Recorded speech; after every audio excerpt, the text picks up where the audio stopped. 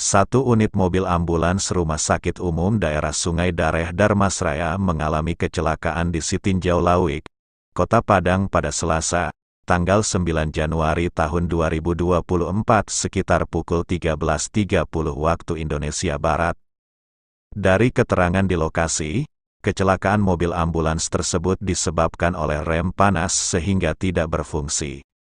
Diketahui, ambulans tersebut tengah membawa pasien rujukan untuk menuju Rumah Sakit M. Jamil Padang.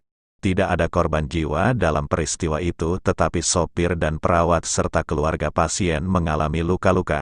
Warga langsung mengevakuasi seluruh korban dan dilarikan ke rumah sakit menggunakan mobil pikap dan ambulans yang kebetulan ada pada waktu kejadian tersebut.